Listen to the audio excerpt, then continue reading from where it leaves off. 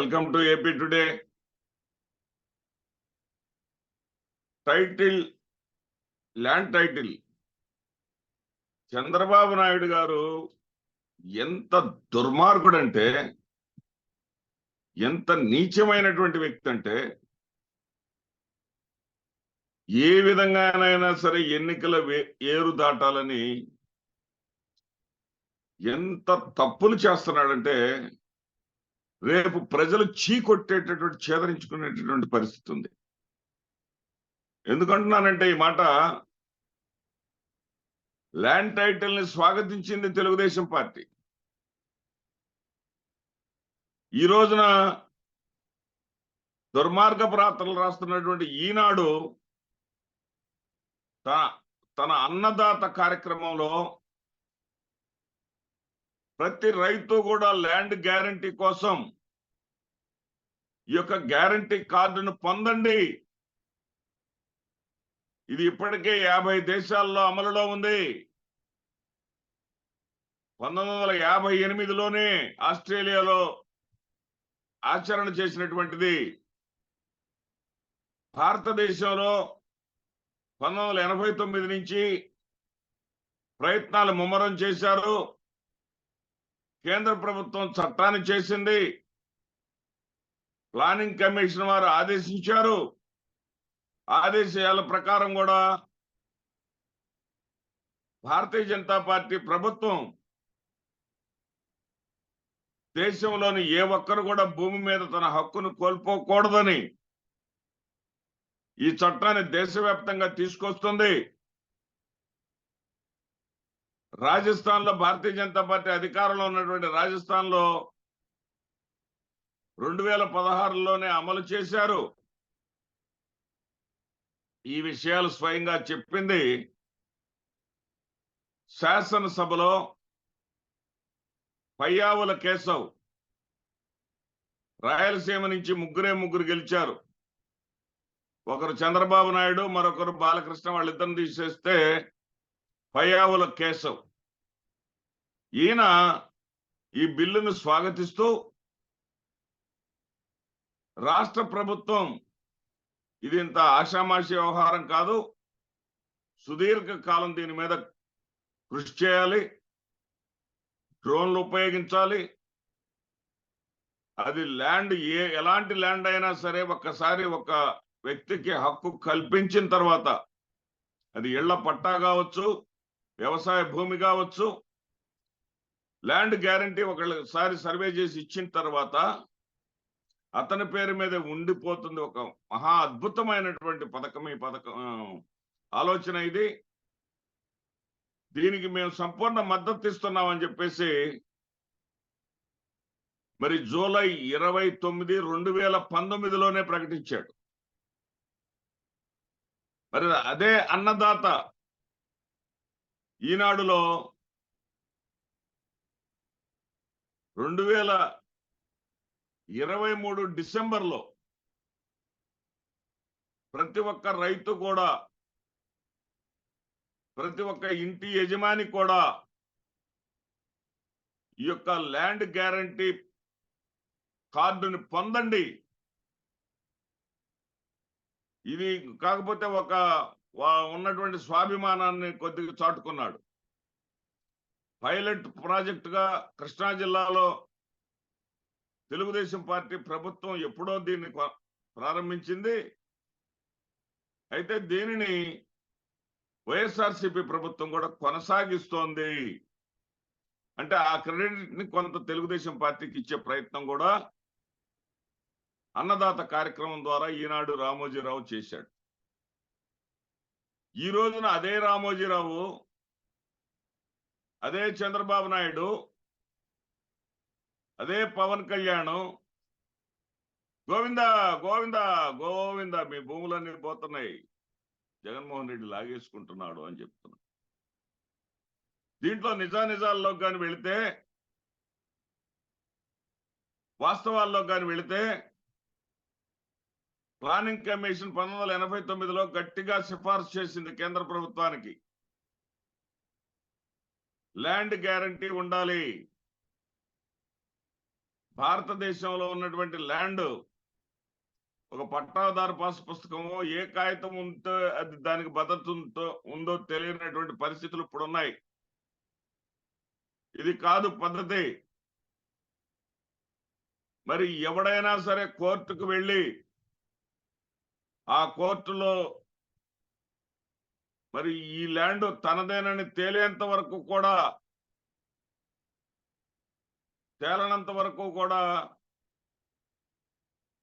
లేదా ఆ అంశాన్ని కోర్టు వారు నిర్ధారించే వరకు కూడా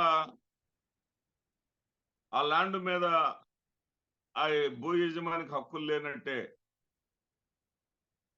ఈ వ్యవస్థ మారాలి. విప్లవాత్మకంగా దేశం ప్రపంచం ముందుకు వెళ్తా ఉంటే భారతదేశంలో వెనకబడి ఉండటం తప్పు అని చెప్పినటువంటి ఇదే ఈనాడు, ఇదే చంద్రబాబు నాయుడు, ఇదే పవన్ కళ్యాణ్, మరి నిన్నగాక మొన్న పురంధేశ్వరి కూడా చెప్పింది ల్యాండ్ టైటిల్ యాక్ట్ చాలా మంచిది అని. ఇప్పుడు దీంట్లో ఉండేటువంటి మంచి ఏంటో చూద్దాం. ప్రధానంగా 5 అంశాలు ఉన్నాయి ల్యాండ్ టైటిల్ వల్ల మంచి. ఆంధ్రప్రదేశ్ రాష్ట్రానికి సంబంధించి ఇప్పటికి ఆ ప్రక్రియ జరుగుతూ ఉంది. గౌరవ రిటైర్డ్ ఐఏఎస్ అయినటువంటి ప్రజల మనిషి అయినటువంటి అజయ్ కల్లం గారు ఆ బాధ్యతలు నిర్వహిస్తా ఉన్నారు. ఆ ల్యాండ్ డ్రోన్ల ద్వారా సర్వే చేస్తా ఉన్నారు. 6 జిల్లాల్లో పూర్తయింది. ఇంకా 7 జిల్లాల్లో చేయవలసి ఉంది. 6 జిల్లాల్లో పూర్తి చేయడానికి ఒక టర్మ్ పట్టింది. మిగతా 7 జిల్లాలు పూర్తి చేయడానికి మరొక టర్మ్ పడుతుంది. ఇది ప్రతిపక్ష నాయకుడు హోదాలో పయ్యావుల కేశవ్ కూడా చెప్పినట్టు అసెంబ్లీ సాక్షిగా చెప్పినటువంటి మాట ఇది. మరి దీన్ని ఆంధ్రప్రదేశ్ ప్రభుత్వం అక్టోబర్ 31, 2023న చట్టంగా చేసింది. మిగతా వాటినన్నింటినీ మిగతా జిల్లాల్లో చేయవలసి ఉందనేటటువంటి విషయాన్ని కూడా ప్రస్తావించింది. దీనివల్ల ఏంటంటే 5 రకాలైనటువంటి ప్రయోజనాలు ఉన్నాయి. మొట్టమొదటి ప్రయోజనం ఏంటంటే ఆ భూమికి ఉన్నటువంటి గతంలో ఉన్నటువంటి డాక్యుమెంట్స్ అన్ని కూడా మాయమవుతాయి. ఒకే ఒక్క డాక్యుమెంట్ వస్తుంది. అది ఏ భూమి అయినా కావచ్చు, నివాస స్థలం కావచ్చు, వ్యవసాయ భూమి కావచ్చు, బంజరు భూమి కావచ్చు, అసైన్డ్ ల్యాండ్ కావచ్చు, నాన్ అసైన్డ్ ల్యాండ్ కావచ్చు, అటవీ భూమి కావచ్చు. ఒకసారి సర్వే చేసి ఇతను ఆ భూమి మీద ఉంటున్నాడు అని చెప్పడం జరిగితే ఇక ఆ వ్యక్తి పేరుతోటి ఒకే ఒక్క రికార్డు ఉంటుంది. ఎవరి పేరుతోటైతే కార్డు వస్తుందో ఆ వ్యక్తే భూమి యజమాని. దాన్ని జగన్ ఎట్లా లాక్కుంటాడో లేకపోతే ఇంకో ముఖ్యమంత్రి ఎట్లా లాక్కుంటాడో ఈ సిగ్గులేని వ్యవస్థలు చెప్పాల. ఈ సిగ్గులేని పార్టీ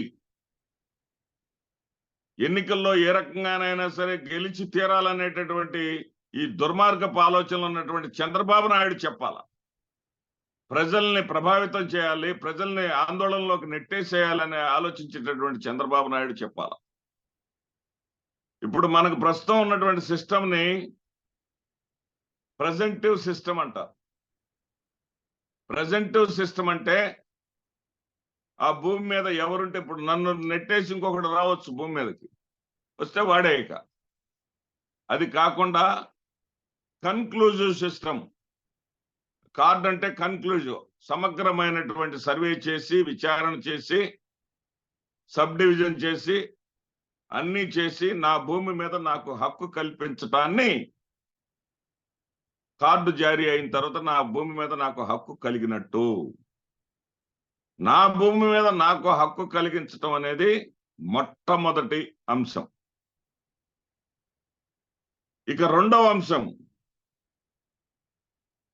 మనకి హక్కు కలిగినటువంటి ఆ భూమికి గవర్నమెంట్ గ్యారంటీ ఉంటుంది.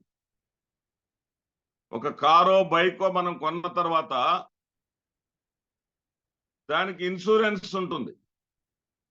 ఆ కారుకి యాక్సిడెంట్ అయితేనో లేకపోతే ఎవరైనా దొంగలించుకొని పోతేనో ఇన్సూరెన్స్ వాళ్ళు వచ్చేసి మనకి డబ్బులు చెల్లిస్తారు. అదేవిధంగా వన్స్ ఒకసారి ప్రభుత్వం ఈ గ్యారంటీ కార్డు ఇచ్చిన తర్వాత గ్యారంటీ కార్డు పొందినటువంటి వ్యక్తికి ఆ ల్యాండ్ ఏమైనా సరే ప్రభుత్వ ల్యాండ్ అనో లేకపోతే అటవీ భూమినో దీనికి పట్టా ఇవ్వకూడదు, దీనికి హక్కు కల్పించకూడదు అనేటటువంటి పరిస్థితి ఏమైనా తలెత్తితే ఇన్సూరెన్స్ కంపెనీ వాళ్ళు డబ్బులు చెల్లిస్తారు. ఇది భూ యజమానికి లాభమా నష్టమా? సిగ్గులేని చంద్రబాబు చెప్పాలా. అధికార దాహంతో, డబ్బు పిచ్చతోటి, అధికార పిచ్చతోటి రెచ్చిపోతున్నటువంటి చంద్రబాబు చెప్పాలా.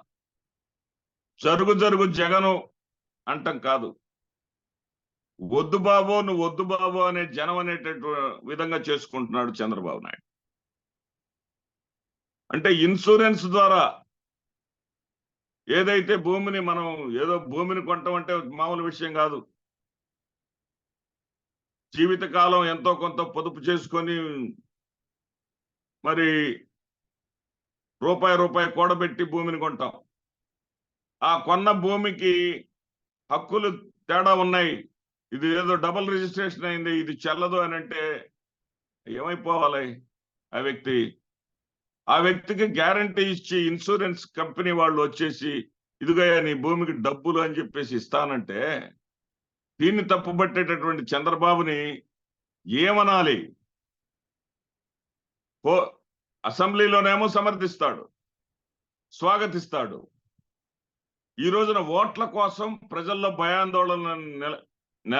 భయాందోళన గురి చేయడానికి అన్యాయంగా మాట్లాడతాడు. ఇక మూడవది, భూ వివాదాలు పరిష్కారం కోసం జిల్లా స్థాయి నుంచి రాష్ట్ర స్థాయి వరకు ట్రిబ్యునల్ ఏర్పాటవుతుంది ఈ యొక్క యాక్ట్ వల్ల. ట్రిబ్యునల్ మన ఖర్చులతో పని లేకుండా ప్రభుత్వం ఏర్పాటు చేస్తుంది, మనకు పరిష్కారం చేసి పెడుతుంది. తర్వాత నాలుగో అంశం,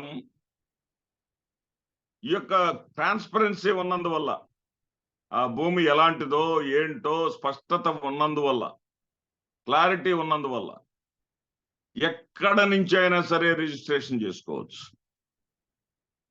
ఆ భూమి ఉన్నటువంటి ప్రాంతానికే వెళ్లాల్సినటువంటి పని లేదు.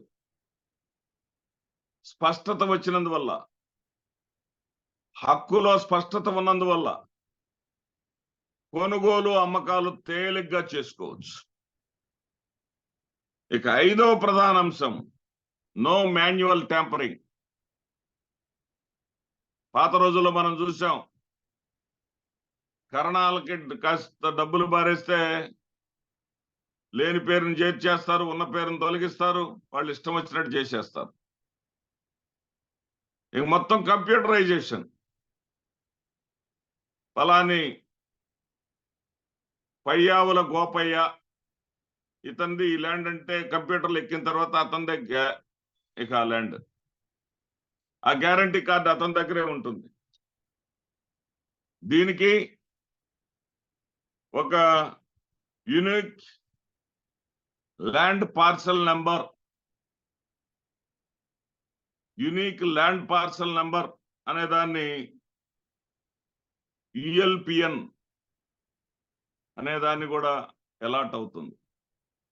అంటే ఒక మనిషికి ఆధార్ కార్డు నెంబర్ ఎలాంటిదో, ఆధార్ కార్డు వల్ల ఉపయోగాలేంటో, ఆధార్ కార్డు వల్ల అన్ని ప్రభుత్వ పథకాలు ఏ రకంగా పొందవచ్చో, ఆధార్ కార్డు వల్ల ఏ రకంగా బ్యాంక్ అకౌంట్ ఓపెన్ చేసుకోవచ్చో, ఆ వ్యక్తికి ఆధార్ కార్డు ఎంత చక్కగా ఉపయోగపడుతుందో, అదే విధంగా ఈ యొక్క ల్యాండ్ గ్యారంటీ నంబర్ అనేది ఒకసారి వచ్చిన తర్వాత ఆ వ్యక్తికి అన్ని రకాలుగా ఉపయోగపడుతుంది. ఏ వ్యక్తి పేరైతే పట్టాదారు పాస్ పుస్తకం మీద ఉంటుందో ఆ వ్యక్తికే గ్యారంటీ కార్డు ఉంటుంది. ఇక దీన్ని జగన్మోహన్ రెడ్డో లేకపోతే ఇంకొకడో తీసుకోవటం ఏంటి, గోవిందా ఏంటి? ఇటువంటి దుర్మార్గపు రాజకీయ నాయకుల్ని తరిమి తరిమి కొట్టండి. ఇన్ని నిజాలు మీకు తెలిసిన తర్వాత కూడా మీరు అలాంటి వాళ్ళ మీద సిఐడికి ఎన్నికల కమిషన్ వారు సిఐడికి సూచనలు చేశారు. ప్రజలంతా తిరగబడండి, సిఐడి వాళ్ళకి సరైనటువంటి సమాచారం ఇవ్వండి. రోజుకు 10 సార్లు ఫోన్లు చేసి ప్రజలను తప్పుదారి పట్టించాలని వాళ్ళు చేసేటటువంటి ప్రయత్నాలని తీవ్రంగా ఖండించండి. నిజాలు తెలుసుకోండి, నిజాన్ని బ్రతికించండి. ఎవరి వెంట మీరు ఉండాలి అనేది మీకు అప్పుడే అర్థమైపోతుంది.